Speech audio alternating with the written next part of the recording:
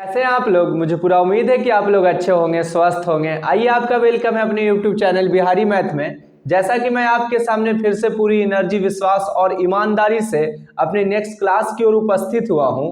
और उससे पहले मैं आपको एक बात ये बताना चाहता हूं कि पिछले वाले क्लास में हम लोगों ने एपी पढ़ा था। अर्थमेटिक प्रोग्रेशन से रिलेटेड जितनी भी बात थी, सारी बेस थी, सारा एक अच्छा कंटेंट था जो मैंने आपको दिया था। उसके बाद कुछ आगे की ओर अगर हम टाइप पढ़ते हैं तो हमने देखा था समानांतर पदों का योग से रिलेटेड जाना था, यानी एसएन पर आधारित जितना भी बेस था, सारा बेस लगभग अच्छे ढंग से मैंने आपको दे रखा था।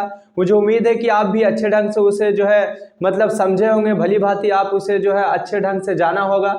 आइए, तो आज हम लोग जो है कुछ टाइप अलग पढ़ते हैं। लगभग अब हम लोग अर्थमेटिक प्रोग्रेशन, समानांतर पदों का जो योग से रिलेटेड पैटर्न है वो लगभग अब इंड पॉइंट के कागार पर हम लोग जा रहे हैं। तो आइए हम लोग जो है बिना इधर उधर की बातें करते हुए अपने क्लास की ओर ध्यान देते हैं और अपने जो है जो मैथ का आगे का जो प्रोसेस है, जो मैथ के आगे का जो सवाल है वो सवाल को मैं हल करता हूं। तो सबसे पहला सवाल आपके सामने आ रहा है। आइए देखते हैं सबसे पहला सवाल क्या है भाई मेरे, थोड़ा सा ध्यान देंगे आप। आइए, सबसे पहला सवाल आपके सामने ये रहा कि यदि किसी एपी के प्रथम 7 पदों का योग 49 है। पहला क्वेश्चन है कि यदि किसी एपी के प्रथम 7 पदों का योग, यदि किसी एपी के प्रथम 7 पदों का योग जो है, प्रथम 7 पदों का योग 49 है। ठीक है भाई मेरे, समझते होंगे आप। 49 है और प्रथम 17 पदों का योग और प्रथम 17 पदों का योग, 17 पदों का योग, प्रथम 17 पदों का योग 289 है। 17 पदों का योग कितना भाई मेरे, 289 है। तो क्या कह रहा है क्वेश्चन, इसके प्रथम n पदों का योग ज्ञात करें। इसके प्रथम n पदों का योग ज्ञात करें। n पदों का योग ज्ञात करें। आपके बोर्ड के ऊपर सबसे पहला क्वेश्चन आप आज का ये रहा कि क्वेश्चन कहता है, सवाल कहता है, समानांतर पदों के योग से रिलेटेड ये सवाल है और वह कहता है, पहला क्वेश्चन आपके सामने टाइप कुछ अलग देखने को मिल रहा है। यदि किसी एपी के प्रथम 7 पदों का योग 49 है, यानी कहने का मतलब ये क्वेश्चन कह रहा है, क्या कह रहा है भाई मेरे। उससे पहले मैं आपको एक बात ये बता दूं कि किसी तरह का कोई माइंड पर बोझ है, कोई टेंशन है तो बड़ाई जो है आपसे मेरी रिक्वेस्ट है कि सारे को हटा दें। बिल्कुल माइंड को अपना खाली करके आप मेरी बातों पर ध्यान दें, क्योंकि ये चीज आपके एग्जाम के दृष्टि से काफी इंपॉर्टेंट फैक्ट है। आपके लाइफ के, आपके फ्यूचर की दृष्टि से ये पार्ट बड़ा इंपॉर्टेंट है। ठीक है, आइए हम लोग समझते हैं। कहता है क्वेश्चन, यदि किसी एपी के प्रथम 7 पदों का योग 49 है, यानी योग का मतलब S7 इज इक्वल टू कह रहा है 49 है और प्रथम 17 पदों का योग 289 यानी S17 इज इक्वल टू 289 है, तो इसके प्रथम n पदों का योग ज्ञात करें। भाई मेरे, अभी तक हम लोगों ने पढ़ा था कि 10 पदों का योग ज्ञात करें, 5 पदों का योग ज्ञात करें। आपके सामने पहला क्वेश्चन, अभी कुछ पहला क्वेश्चन आपके सामने यह देखने को मिल रहा है कि यहाँ पर n पदों का योग ज्ञात करें। तो इसमें थोड़ा सा आप घबराएंगे नहीं, थोड़ा सा आप हड़बड़ाएंगे नहीं, चीजों को समझेंगे, चीजों को समेटेंगे, उससे इंपॉर्टेंट जानकारी को बाहर निकालेंगे और उसके जरिए हम लोग आंसर तक कैसे पहुंचते हैं। आइए देखिए, सबसे पहले हम लोग बनाना स्टार्ट करते हैं। तो हम लोगों ने क्या लिखा भाई, हल लिख दिया। क्या लिख दिया, हल लिख दिया। उसके बाद कौन से चैप्टर को हम लोग पढ़ने वाले जा रहे हैं, तो एपी को। तो हम लोग क्या लिख दिया भाई मेरे, एपी में लिख दिया। इतनी बात तो समझ में आ गया होगा।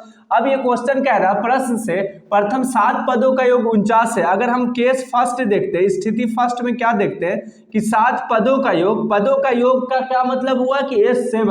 अगर प्रथम 7 पद बोलता तो T7 लेते। क्या मैंने बता रहा हूं, एक बार ध्यान दे मेरी बात को।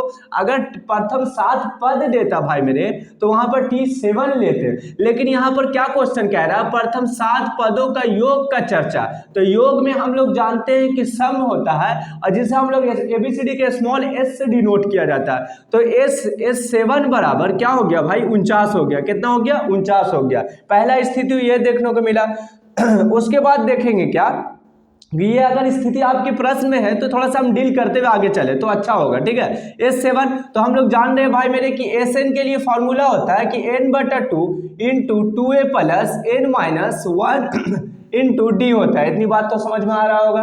तो ये फॉर्मूला हम लोग बेसिक क्लास में समानांतर पदों के योग से रिलेटेड एक फॉर्मूला होता है जो आपके सामने ये रहा, ठीक है।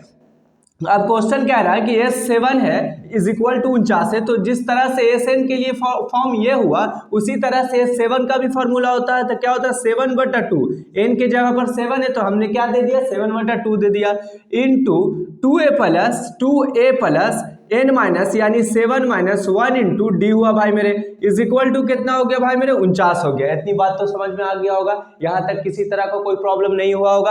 अब हम लोग क्या करते हैं, बनाना प्रोसेस को आसान वे में करते हैं। क्या करते हैं, अब देखो भाई मेरे इधर से अगर कटे तो काट दो, ना कटे तो छोड़ दो। 7 ज्यादा होता है 49 होता है, यानी 7 का पहाड़ा हम लोग 7 बार पढ़ेंगे तो 49 को काट देगा, ठीक है। इतनी बात तो समझ में आ गया होगा। अब ये जो दो जो है भाई मेरे डिवाइड में है, जब इक्वल के उस साइड में जाएगा तो ये मल्टीपल में आ जाएगा। तो यहाँ पर क्या बच गया 2। ए का वैल्यू इसलिए नहीं पुट कर रहा हूं क्योंकि ऑलरेडी प्रश्न में ए की कोई चर्चा है ही नहीं, ए कहीं पर दे नहीं रखा, इसलिए हमने ए को अकेला छोड़ दिया। तो 2a हो गया, और ये 7 में से जब 1 जाएगा भाई मेरे तो 6d होगा, और इज इक्वल टू ये 2 जब डिवाइड में है तो इस साइड जाएगा तो साथ में मल्टीपल हो जाएगा। क्या हो जाएगा, मल्टीपल हो जाएगा। इतनी बात तो समझ में आ गया होगा।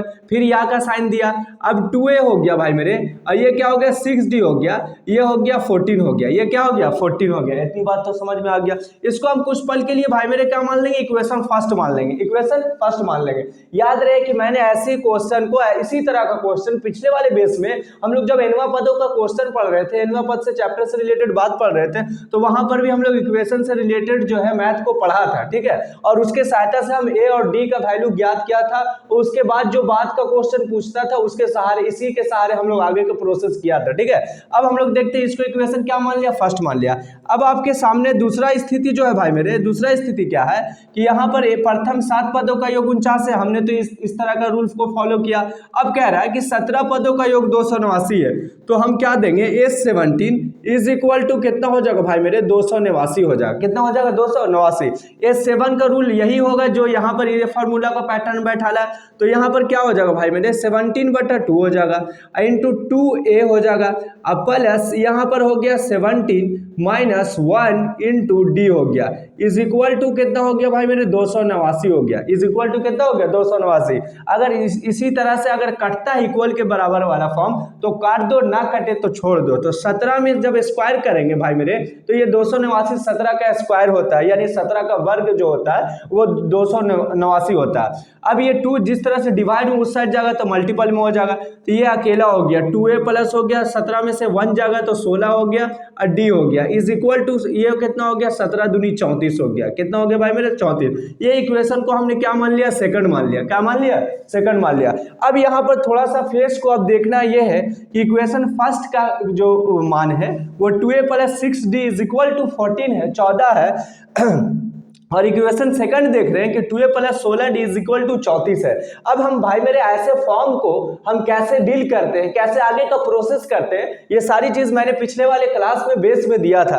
अब यहाँ पर हम देख रहे हैं कि 2a है, यहाँ पर भी फर्स्ट इक्वेशन में 2a है और सेकंड इक्वेशन में भी 2a है, और 6 और इसमें फर्स्ट इक्वेशन में d में अगर देख रहे हैं तो 6d है और यहाँ 16d है। तो ये दोनों इक्वल नहीं है, ये दोनों इक्वल यानी ये दोनों बराबर नहीं है। तो इसे अगर हम डील भी करते हैं तो सबसे पहले इक्वेशन का टर्म ये कहता है कि बराबर करने के बाद ही किसी एक टर्म को अगर आप बराबर करते हैं तब हम दूसरे टर्म या पहले टर्म पास पहुंच सकते हैं। लेकिन हम देख रहे हैं ऑलरेडी ये क्वेश्चन में इसमें भी 2a है, इसमें भी 2 है, तो ऐसा अगर स्थिति रहे तो उस टर्म में क्या किया जाता है कि इक्वेशन फर्स्ट में से सेकंड को घटा देते हैं। क्या करते हैं, इक्वेशन फर्स्ट में से सेकंड को, तो हम लिख देंगे कि समीकरण फर्स्ट माइनस सेकंड, समीकरण फर्स्ट माइनस क्या लिख देंगे सेकंड। तो यहाँ पर क्या समीकरण फर्स्ट का वैल्यू कितना भाई मेरे, तो 2a plus 6d is equal to कितना है 14 है, इज इक्वल टू कितना 14 है। अब ये दूसरा इक्वेशन क्या कहता है कि 2a plus 16d is equal to कितना है 34 है, इज इक्वल टू कितना 34। इस तरह से हम लोग लंबा लाइन खींचते हैं, इस तरह से लंबा लाइन देते हैं। अब क्या देखते हैं कि घटाया जा रहा है इक्वेशन सेकंड को, इसलिए इसका साइन का जो मतलब रखेंगे वो इक्वेशन सेकंड वाले टर्म से मतलब रखेंगे, ना कि फर्स्ट वाले से, ठीक है। तो इक्वेशन सेकंड का जो टर्म है ये पॉजिटिव है तो निगेटिव होगा, पॉजिटिव पॉजिटिव है तो निगेटिव होगा, पॉजिटिव है तो निगेटिव होगा। अब +2a से -2a कट जाएगा और यहाँ पर 16d में से जब 6d चल जाएगा तो माइनस बचेगा भाई मेरे 10d इज इक्वल टू, यहाँ पर जब घटाएंगे 4 में से 4 गया 0, 3 में से 1 गया 2, ये माइनस हो गया। ठीक है, 10 दूनी क्या होता है भाई मेरे 20 होता है, यानी d का वैल्यू कितना आया 2 आया, d का वैल्यू कितना आया 2 आया। अब हम क्या करेंगे, प्रोसेस को आगे करेंगे कि d का मान समीकरण फर्स्ट में रखने पर, d का मान समीकरण फर्स्ट में रखने पर, ठीक है। अब आप क्वेश्चन कह सकते हैं कि सर आप सेकंड डी का मान समीकरण 2 में भी रख सकते हो, तो रख सकते हो, बात इक्वल ही होगा। आपका आंसर जो आएगा ए और डी का जो वैल्यू आएगा वो इक्वल ही आएगा दोनों के लिए। तो आसानी वे में करने के लिए हम ए में ही रख देते हैं, फर्स्ट में ही रख देते हैं। तो डी का मान समीकरण फर्स्ट में। अब समीकरण फर्स्ट को तलाश करते हैं तो पता ही चला कि समीकरण फर्स्ट जो है 2a + 6d, क्या भाई मेरे 2a + 6d is equal to कितना 14 है, इज इक्वल टू कितना भाई मेरे 14 है। तो 2a + 6d is equal to 14, D का वैल्यू कितना प्राप्त किया हमने 2, तो ए से कोई मतलब नहीं रखे, ए को जस का तस लिख देंगे। अब डी का वैल्यू यहाँ पर पुट कर देंगे, कितना है 2 है भाई मेरे, 2 पुट किया इज इक्वल टू कितना 14 है। अब ये 2a हो गया, ये क्या हो गया 2a हो गया। प्रोसेस को जैसे मैं बना रहा हूँ आप भी कोशिश करिएगा उसी फॉर्म में बनाए। 6 दूनी क्या हो गया 12 हो गया, इज इक्वल टू कितना हो गया 14 हो गया। तो 2a बराबर हो गया 14 - 12 हो गया, क्योंकि ये पॉजिटिव है, जब इक्वल की इस साइड में आएगा तो निगेटिव हो जाएगा, तो यहाँ पर बच जाएगा, या 2a बराबर एक स्टेप और बढ़ जाते हैं, 14 में से जब 12 चल जाएगा भाई मेरे तो 2 बचेगा, इसलिए a बराबर 2/2, यानी कितना आ गया 1 आ गया, 2/2 कितना आ गया भाई मेरे 1 आ गया। तो आप देखते होंगे समझते होंगे कि कैसे मैं प्रोसेस को डील कर रहा हूँ, कैसे आसानी वे में हमने a और d का वैल्यू प्राप्त किया। अभी हमने प्राप्त किया कि d का मान 2 आया और a का मान 1 आया, d का मान 2 आया, a का मान 1 आया। तो अभी हम अपने कलम को, अपने माइंड को, अपने कॉपी को बिल्कुल रोक नहीं देंगे, अब आगे की ओर क्वेश्चन पर ध्यान देंगे, थोड़ा क्वेश्चन को एक बार देख लेंगे क्या कहता है। लास्ट टर्म कहता है मेरे भाई कि n पदों का योग ज्ञात करें, कितने पदों का, n पदों का। तो अभी हम लोगों ने सिर्फ a और d का मान ज्ञात किया, अभी हम लोग n पदों पास ना गए, अब हम लोग आते हैं किसके पास, n पदों पर। तो जिस तरह से हम लोग पूछता था कि 10वां पदों का योग, 12 पदों का योग, तो जो योग से रिलेटेड फॉर्मूला है, जो योग से रिलेटेड सूत्र है, वो सूत्र को हम यहाँ पर पुट करेंगे। तो इन प्रश्न से क्या कह रहा है, प्रश्न से देख रहे हैं, प्रश्न से मेरे पास है कि Sn बराबर फॉर्मूला होता है n/2 into 2a + n-1 into D होता है भाई मेरे, इतना तो फॉर्मूला होता है। अब हम लोग n पदों का योग, तो n को तो रह देंगे, यहाँ पर कोई छेड़छाड़ नहीं कह रहे हैं, क्योंकि अकॉर्डिंग टू क्वेश्चन क्या पूछ रहा है, n पूछ रहा है, तो n से ही मतलब रखेंगे। अगर क्वेश्चन में पूछता कि 10 पदों का योग ज्ञात करें, तब भाई मेरे यहाँ पर 10 लिखते हैं। अगर क्वेश्चन में पूछता है कि 5 पदों का योग ज्ञात करें, तो यहाँ पर क्या लिखते हैं, 5 लिखते हैं। तो यहाँ पर n ही बोल रहा है, तो n से ही मतलब रखेंगे, अदरवाइज किसी और चीज को हमें पुट नहीं करना। तो n/2 हो गया, इसको n/ क्या हो गया 2 हो गया। अब यहाँ पर देख रहे हैं कि 2 हो गया, a का वैल्यू अभी कितना प्राप्त किया 1, हम मल्टीपल में कर देंगे प्लस, n तो रहने देंगे, n पर कोई छेड़छाड़। d का वैल्यू कितना प्राप्त किया 2 प्राप्त किया, ये 2 इसमें पुट कर देंगे। अब देखो प्रोसेस को थोड़ा आसान करते हैं, इसमें छोटी ब्रैकेट 2 हो गया, ये 2n हो जाएगा, ये -2 हो जाएगा, जब इससे मल्टीपल करेंगे इससे मल्टीपल करेंगे, इस तरह का ये रूप ले लेगा। ये +2 है और ये -2 है, तो उस स्थिति में दोनों कट जाता है, वैल्यू 0 होता है। तो यहाँ पर जब n/2 हो गया भाई मेरे, और यहाँ पर क्या हो गया 2n हो गया, ये बीच में साइन जब मल्टीपल का है तो इस स्थिति में कटे तो काट देते हैं, ना कटते तो ऊपर वाले को गुना और नीचे वाले को गुना, यानी अंश को अंश के साथ गुना, हर को हर के साथ गुना, नोमिनेटर को नोमिनेटर से मल्टीपल और डिनोमिनेटर को डिनोमिनेटर से मल्टीपल। तो यहाँ पर जब n × n होता है तो इसका वैल्यू क्या होता है n² होता है, इसका वैल्यू क्या होता है n²। 9th class 8th class में आप बेसिक क्लास पढ़ेंगे घातांक करने में, तो वहां पर रूल कहता है कि x मल्टीपल अगर x रहे तो उस स्थिति में बेस इक्वल रहे तो इस पर पावर पूछना तो 1 होता है, पावर पूछना तो 1 होता है। तो ऐसे टर्म में दोनों का पावर क्या होता है ऐड हो जाता है, तो उसी तरह से बेस इसमें भी इक्वल इसमें भी इक्वल, तो यहाँ पर इसमें पूछना तो 1 जुड़ गया, तो कितना पावर बन गया 2। बात समझ में आ गया, यहाँ तक किसी तरह का कोई प्रॉब्लम नहीं हुआ होगा मेरे उम्मीद से। आपको काफ़ी अच्छे ढंग से, काफ़ी भली भांति मेरे स्टेप को आपने समझा होगा।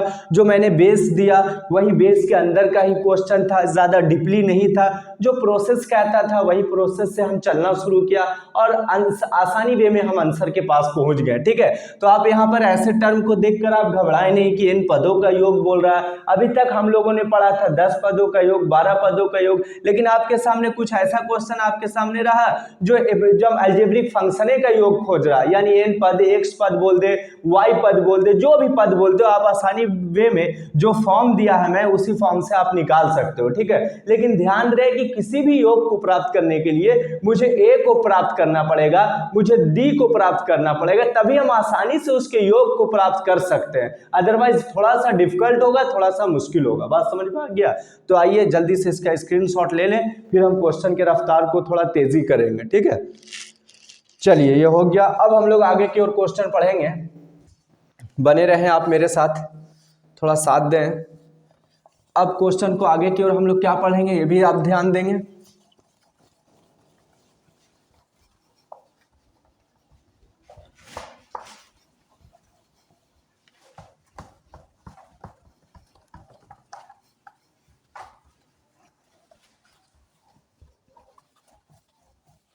अब देखिए आपके सामने जो है योगफल से रिलेटेड दूसरा क्वेश्चन हम लोग देखने जा रहे हैं। क्या देख रहे हैं भाई मेरे?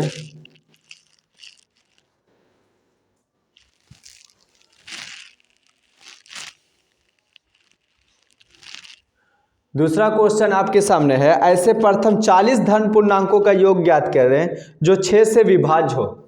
ऐसे प्रथम 40 धन पूर्णांक, ऐसे प्रथम 40 धन पूर्णांकों का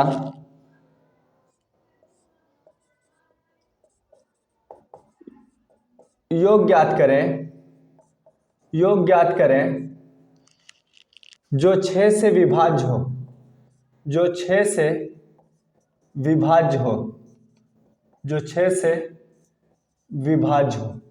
आपके सामने दूसरा क्वेश्चन इस फॉर्म में रहा जो काफी अच्छा क्वेश्चन है। आप पहले क्वेश्चन को अच्छे ढंग से समझ लें, देख लें। आइए देखते हैं हम लोग क्वेश्चन को। क्वेश्चन कह रहा है कि ऐसे प्रथम 40 धन पूर्णांकों का योग ज्ञात करें जो 6 से विभाज्य हो। अभी ऐसा क्वेश्चन है जो थोड़ा सा आपको माइंड को डाइवर्ट करेगा, थोड़ा पल के लिए आपको रुकना पड़ेगा, लेकिन आप घबराए नहीं, इससे थोड़ा हड़बड़ाए नहीं, चीज़ों को देखें, चीज़ों से कंटेंट तैयार करें, उसके जरिए आप आंसर तक पहुंचें।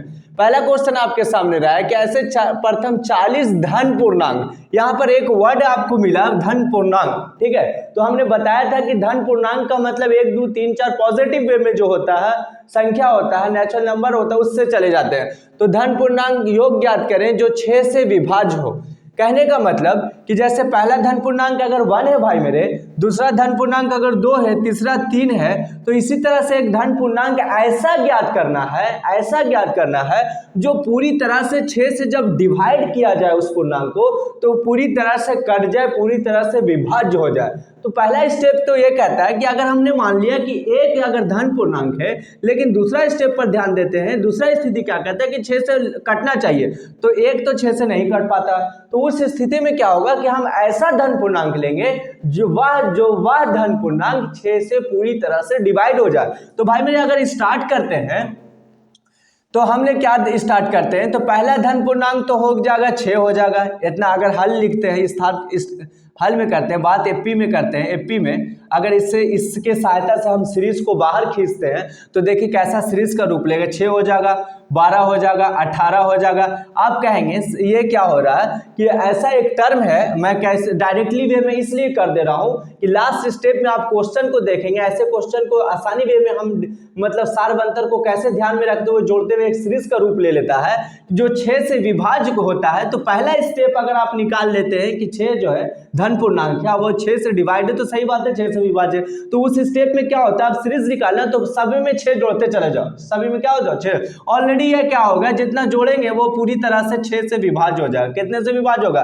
तो ऐसा ऐसा जो धन पूर्णांक है ना, वो कितना ठो लेना? 40 लेना। कितना लेना? 40। कहने का मतलब है कि यहाँ पर ऐसा ऐसा जो धन पूर्णांक है टोटल उसके कितना संख्या हो जाए, जैसे 6 तो एक धन पूर्णांक है जो पूरी तरह से 6 से डिवाइड हो जाए, 12 भी 18 भी, तो इस तरह का जो फॉर्म है ना मेरे भाई, ये 40 ठो लेना है। कितना लेना? 40 ठो। तो 40 में जब 6 से गुना करेंगे तो यही इसका सीरीज हो जाएगा। 40 में जब 6 से मल्टीपल करेंगे तो ये इसका क्या लेगा? सीरीज का रूप ले लेगा। यानी पहला धन पूर्णांक 6 है जो पूरी तरह से 6 से डिवाइड है, इतनी बात तो समझ में आ गया। दूसरा धन पूर्णांक 12 है जो पूरी तरह से 6 से डिवाइड। इसी तरह से जो धन पूर्णांक लेना है, कितना पीस लेना? 40 पीस। तो यहाँ पर डॉट डॉट यहाँ पर 40 ठो ऐसा लेना। बात समझ में आया? इतनी बात तो समझ में आ गया होगा। अब हम लोग जब बनाना स्टार्ट करते हैं तो ए का वैल्यू 6 हुआ और डी का वैल्यू जो हो गया, सेकंड स्टेप फर्स्ट स्टेप घटा लेते हैं, यानी 12 - 6 इज इक्वल टू 6 आ गया। बात समझ में आ गया होगा। यहाँ पर कोई प्रोसेस में किसी तरह का कोई टेंशन नहीं होगा। यही क्वेश्चन कहता था ऐसा 40 धन पूर्णांक ज्ञात कर जो 6 से विभाज्य हो। अब देखो भाई मेरे, अब क्या है कि 40 ठो धन पूर्णांक ज्ञात करना है, योग ज्ञात करना है, तो हम क्या करेंगे कि यहाँ पर n का जो वैल्यू बोल रहा है ना वो 40 है। n का वैल्यू कितना? 40 धन पूर्णांक। जिस तरह से अभी पिछले वाले क्लास में हम लोग पढ़े थे ना कि मतलब डॉट डॉट ये सीरीज दिया रहता था, वहां पर उसका ये 1000 धन पूर्णांकों का योग ज्ञात करें, वहां पर ऐसे स्टेप को हम लोगों ने पढ़ा था। तो उसी तरह से 1000 धन पूर्णांक, तो हम n का वैल्यू 1000 लेते थे। उसी तरह से ये क्वेश्चन कह रहा है कि 40 धन पूर्णांक, तो n का वैल्यू हमने कितना लिया? 40 लिया। अब धन पूर्णांक बोल रहा है तो Sn, तो Sn के फॉर्म में सूत्र होता है कि n/2 into 2a plus n minus 1 into D होता है। इतनी बात तो समझ में आ गया होगा। n/2 into 2a plus n minus 1 into D होता है। अब n का वैल्यू भाई मेरे तो 40 हो जाएगा, 40/2 हो जाएगा। अब यहाँ पर 2a का वैल्यू 6 है प्लस ये 40 हो जाएगा भाई मेरे 1, और डी का वैल्यू भी कितना? 6 है। अब इस तरह से जब डिवाइड करेंगे तो यहाँ पर क्या हो? एस यहाँ पर 40 हो जाएगा। बात समझ में? यहाँ पर n का वैल्यू कितना मान लियो? 40। अब ये 20 हो जाएगा, 40 दूनी है 20 दूनी 40 होता है।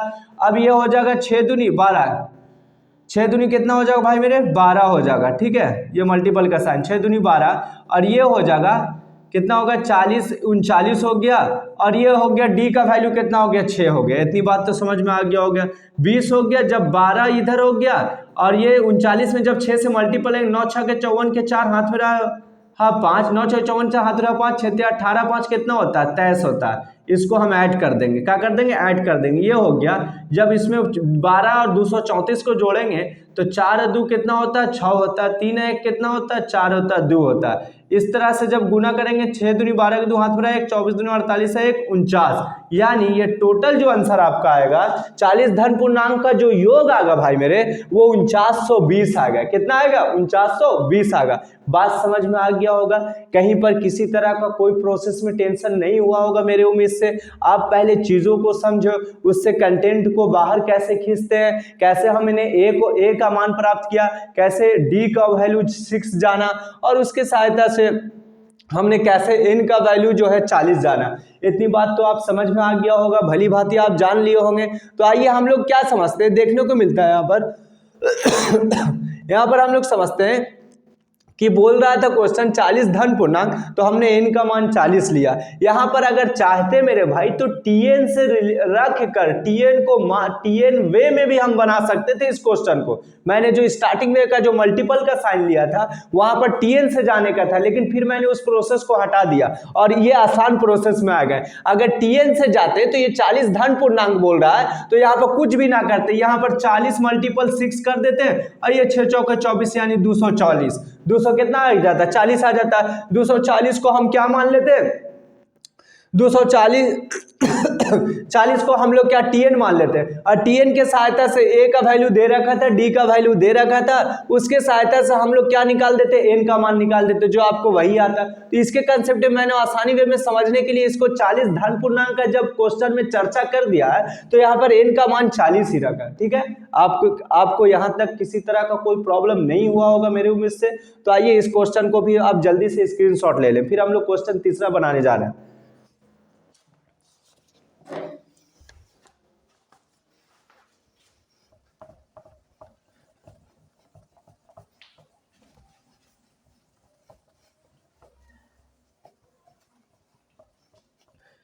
हम लोग तीसरा क्वेश्चन को देखते हैं कैसे बनाते हैं, उसको थोड़ा सा समझ लेते हैं।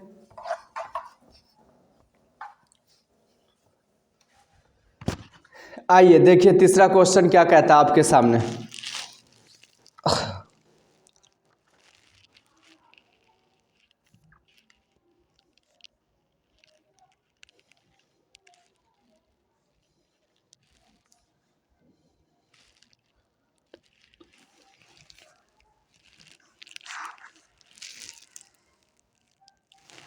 चलिए यहाँ पर आपके उसी पैटर्न पर आधारित तीसरा क्वेश्चन है कि 8 के 15 गुणजों का योग ज्ञात करें। 8 के 15 गुणज, 8 के 15 गुणज, 8 के प्रथम 15 गुणजों का योग ज्ञात करें।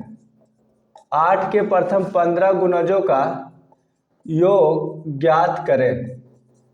आइए दूसरा क्वेश्चन वही टाइप पर आधारित क्वेश्चन को हम लोग देखते हैं कैसे बनाते हैं। भाई मेरे आपके सामने जो तीसरा क्वेश्चन का जो लेवल है, तीसरा क्वेश्चन का जो प्रोसेस है, जो अभी मैंने पिछले वाले क्वेश्चन बताया उसी प्रोसेस पर आधारित है। ठीक है, तो आइए समझते हैं। 8 के प्रथम 15 गुणजों का योग ज्ञात करें। 8 के प्रथम 15 गुणज, 8 का प्रथम 15 गुणजों का योग ज्ञात करें। 8 के प्रथम 15 गुणज का मतलब जो 8 का गुणज हो।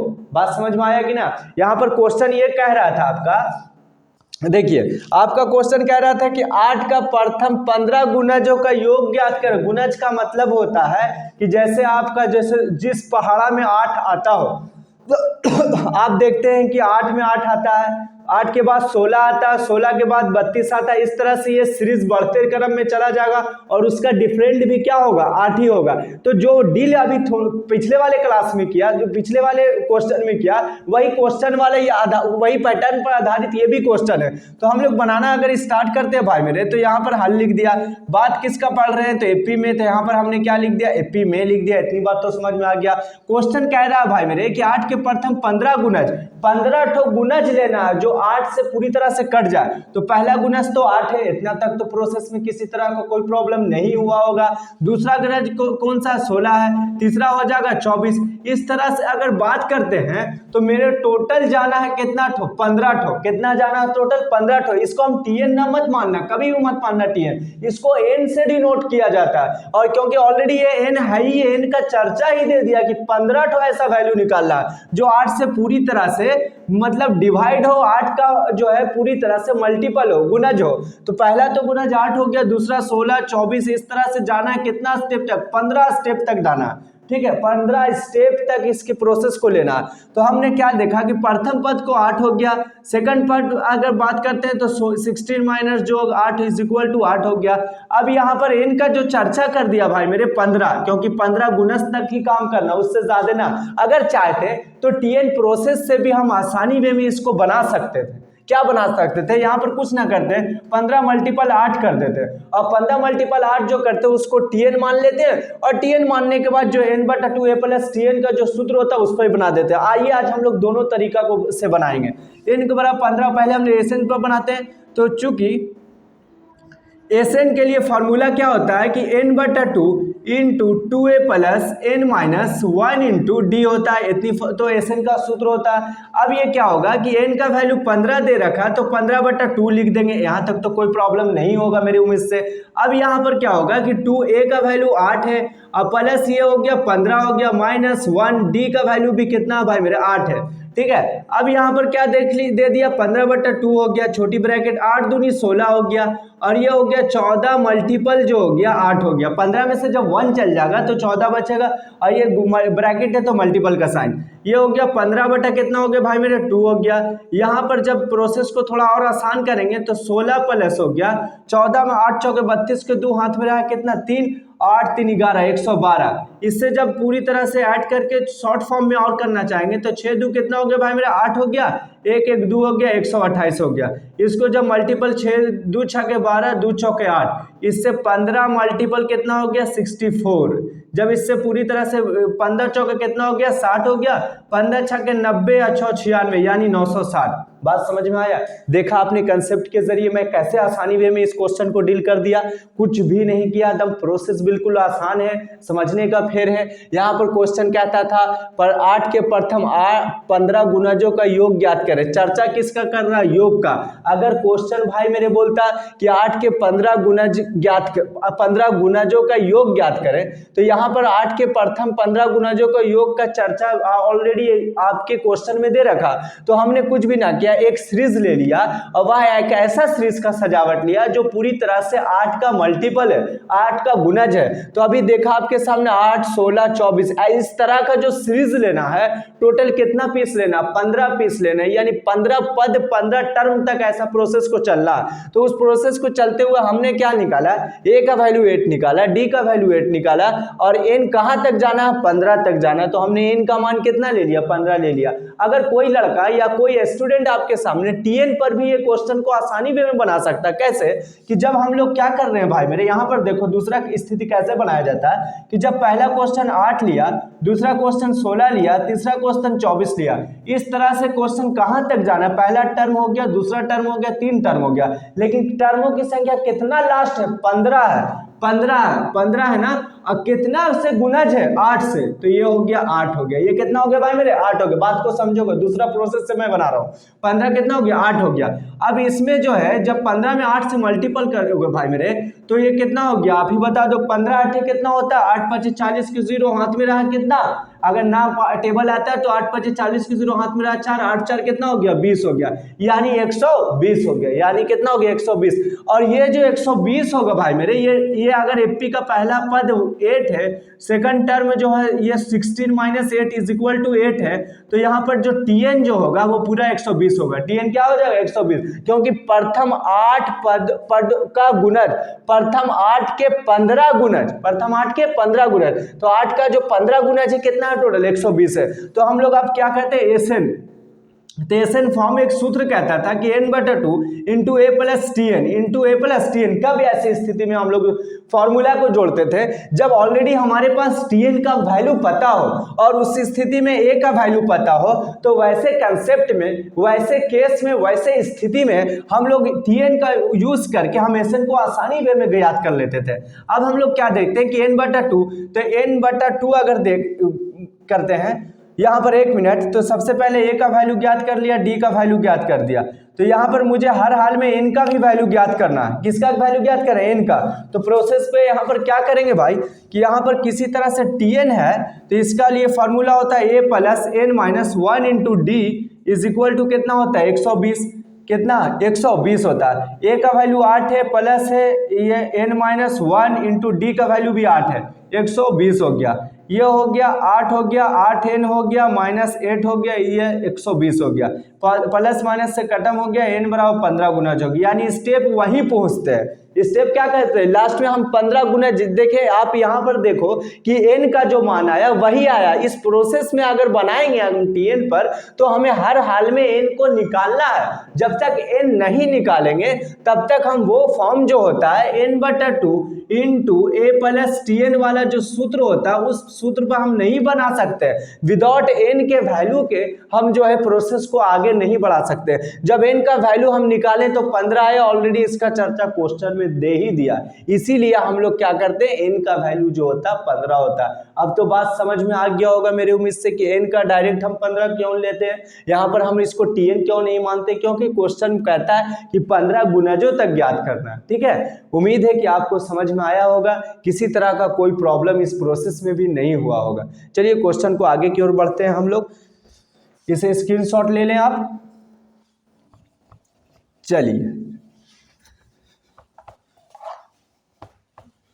चलिए देखिए, दो टर्म में भी हम लोग सीख गए कि कैसे दो टर्म में अगर आ जाए दो फॉर्म में भी बना सकते हैं, लेकिन विदाउट वैल्यू अगर n ना मालूम रहेगा तो हम tn वाला जो सूत्र होता है वो डायरेक्ट एसएन में नहीं जोड़ सकते।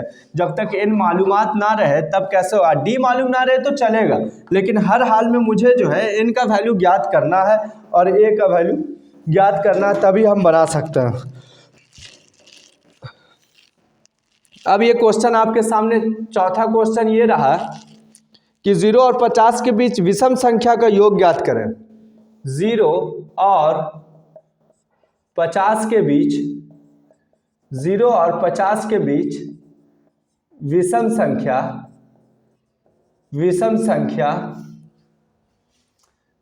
संख्याओं का योग ज्ञात करें। 0 और 50 के बीच विषम संख्याओं का योग ज्ञात करें। 0 और 50 के बीच विषम संख्या का योग ज्ञात करें। आइए देखिए समझते हैं क्वेश्चन क्या कहता है। क्वेश्चन आपके सामने चौथा क्वेश्चन यह रहा कि 0 और 50 के बीच विषम संख्या का योग ज्ञात करें। योग यानी एसएन बोल दिया। इतनी बात तो समझ में आ गया कि ये चर्चा योग बोलने से का मतलब हो रहा है कि एसएन का चर्चा। अब ये 0 और 50 के बीच, अब ये दो मामला रहा 0 और 50 के बीच, तो भाई मेरे हम जानते हैं उसे विषम संख्या कहा जाता है जो 2 से पूरा विभाज्य ना हो। यानी 2 से विभाज्य ना हो तो विषम संख्या का स्टार्टिंग जो होता है वो 1 से होता है। इतनी बात तो आप भी जानते होंगे। उसके बाद हो गया 3 हो गया, उसके बाद कितना हो गया 5 हो गया। ये बात तो समझ में आ रहा होगा। उसके बाद 7 हो गया। इस तरह से जाना कहां तक, लास्ट पॉइंट 50 के बीच रहना, यानी 50 से पहले तक, यानी 50 के बीच का मतलब 50 से 50 तो सम संख्या है तो 50 तो हो ही नहीं सकती, लेकिन 50 से पहले अगर आएंगे भाई तो यहाँ पर कितना जाएंगे 49 जाएंगे। तो 49 तो पूरी तरह से विषम संख्या, यानी कहाँ तक प्रोसेस जाएगा 49 तक जाएगा। यानी ये सीरीज का जो रूप ले लेगा भाई, इस तरह का एक सीरीज बन जाएगा एफपी का। बात समझ में आया कि नहीं। क्वेश्चन क्या कहता था, क्वेश्चन कहता था कि 0 और 50 के बीच विषम संख्या का योग ज्ञात करना। तो पहली 0 के बाद विषम संख्या जो है 1 है, पहला जो विषम संख्या मिलता है 1, और 50 से पहले जो विषम संख्या यानी अंतिम जो विषम संख्या वो कितना देखा 49 देखा। इतनी बात तो समझ में आ गया होगा। मेरे उम्मीद से कहीं पर कोई प्रोसेस में प्रॉब्लम नहीं हुआ होगा। चलिए अब देखिए क्वेश्चन पर लास्ट पॉइंट कहता है योग का। तो उससे पहले हम लोग क्या करते हैं कि a बराबर 1 हो गया, d बराबर हो गया 3 - 1 इज इक्वल टू 2 हो गया। सब में जो कॉमन डिफरेंट आएगा समान आएगा उसका वैल्यू 2 होगा। ठीक है, अब यहाँ पर इसको कैसे माने, ये tn है कि क्या। तो भाई मेरे अभी मैंने बताया कि यहाँ पर ये प्रोसेस का जो सीरीज देख रहे हैं कि टोटल लास्ट पॉइंट कितना तक है 49 तक है। लास्ट पॉइंट कितना तक है 49 तक है। तो लास्ट पॉइंट जो रहता है वहां पर हम लोग क्या जानते हैं कि उसे हम लोग tn मानते हैं। क्या मानते हैं, tn मानते हैं। सीरीज का अंतिम जो छोर होता है उसे हम लोग tn से डिनोट किया जाता है। लेकिन आप बोल दोगे कि सर जी इसको n भी मान सकते हैं, लेकिन नहीं। अभी हम लोगों ने पढ़ा था कि n जो रहेगा भाई उसका चर्चा ऑलरेडी क्वेश्चन में पहले कर देगा, लेकिन जिसमें n नहीं दिया रहेगा उसमें आपको n लाना पड़ेगा, उसको प्रोसेस वे में लाना पड़ेगा, तब उसके बाद हम लोग को n के पास जाना पड़ेगा। लेकिन यहाँ पर a का वैल्यू कितना प्राप्त किया 1, d का वैल्यू कितना प्राप्त किया तो 2 आया। इसमें ये कितना हो जाएगा tn हो जाएगा। ये कितना हो जाएगा tn बराबर कितना हो गया 49 हो गया। तो हम जानते हैं कि tn के लिए फॉर्मूला होता है, सूत्र होता है कि a plus n minus 1 into D होता है इज इक्वल टू कितना होता है 49 होता है। इतना तक तो किसी तरह का कोई प्रॉब्लम नहीं हुआ होगा। अब 49 होता है तो a का वैल्यू 1 है और n माइनस 1 n तो प्राप्त करना, d का वैल्यू 2 हो गया भाई।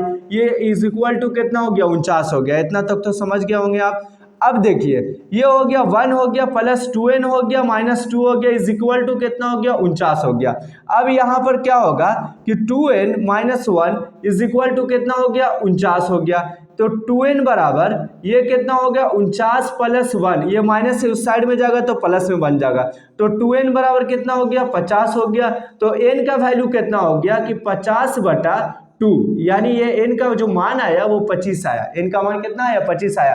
अब क्वेश्चन कह रहा था कि विषम संख्याओं का योग 0 से 50 के बीच ज्ञात करें। तो n का जब वैल्यू हम ज्ञात कर लिया भाई मेरे, और उसके बाद a का वैल्यू मुझे पता है, d का भी वैल्यू पता है, और tn भी मैंने माना कि tn 49 को, tn जो इंडिकेट है वो कितना को कर रहा है संख्या को 49 को। तो उस फॉर्म में हम एसएन को आसानी से ज्ञात कर लेंगे जब ऑलरेडी आपके पास tn मौजूद है और उसके बाद a का वैल्यू भी मौजूद है। तो ऐसे स्थिति में, वैसे फॉर्म में, वैसे केस में हम लोग tn का, एसएन का जो सूत्र होता है n/2 into a plus tn होता है, into n/2 into a plus tn होता है। n का वैल्यू अभी कितना प्राप्त किया 25, तो यहाँ पर 25 हम क्या करेंगे पुट कर देंगे 25/2। उसके बाद a का वैल्यू कितना भाई मेरे 1 है, 1 कर देंगे, और tn का वैल्यू कितना 49 है, ये हो गया। अब ये 25/2 हो गया और 49 है एक कितना हो गया भाई मेरे 50 हो गया। इससे जब डिवाइड काटेंगे इसको तो उस 25 बार में ये पूरी तरह से 50 कट जाएगा 2 से, ठीक है। ये हो गया 625, 25 का स्क्वायर होता है कितना, 625। यही इसका आंसर हो गया, यही इसका लास्ट पॉइंट हो गया। बात समझ में आया कि पहले मैंने बार बार एक बात बता रहा हूँ कि चीज़ों को आप समझें, परखें, उसके तह तक दां, उसके बाद फिर आसानी वे में उसका आंसर आ जाएगा। जैसा कि अभी आपके सामने एसएन पर आधारित एक टर्म रखा, उसके लिए फॉर्मूला n/2 × a + tn होता है। वैसी स्थिति में हम लोगों ने अभी देखा कि n का वैल्यू 25 रखा, उसके बाद आसानी वे में कितना आंसर आया, 625 आया। तो हम कह सकते हैं कि 0 और 50 के बीच जो विषम संख्या आएगा वो टोटल कितना होगा, 625 होगा। मुझे उम्मीद है कि आप भली भांति समझ गए होंगे। यहाँ तक कंसेप्ट पढ़ाने में मुझे किसी तरह का कोई प्रॉब्लम नहीं हुआ है और उम्मीद है कि आपको भी किसी तरह का कोई प्रॉब्लम नहीं होगा, ठीक है। फिर हम लोग जो है अगले वाले क्लास में हम लोग मिलेंगे। अभी तक हम लोग फिलहाल 4 क्वेश्चन से ही हम एंड पॉइंट रखते हैं आज के क्लास का। और भाई मेरे एक बार रिक्वेस्ट आपसे ये कर रहा हूँ कि आप क्वेश्चन को अच्छे ढंग से प्रैक्टिस कर लें घर पर। आप अपने टाइम को निकालने के बाद जो है इसको अच्छे ढंग से प्रैक्टिस कर लें। प्रैक्टिस करने के बाद जो है कुछ नए नए क्वेश्चन से आप लड़ें, कुछ नए नए जो है प्रैक्टिस करें। जितना ज़्यादा प्रैक्टिस होगा उतना ज़्यादा आप चीज़ों को समझोगे, जितना कम प्रैक्टिस होगा उतना कम आप चीज़ों को समझेंगे, ठीक है। फिर हम लोग कल मिलेंगे। आप पूरी लगन, ईमानदारी और विश्वास से अपने काम पर लगे रहें, पूरी उम्मीद और विश्वास से अपने फ्यूचर को, प्लान को आगे की ओर बढ़ाते रहें। आज की क्लास के लिए बाय, फिर हम लोग कल मिलेंगे।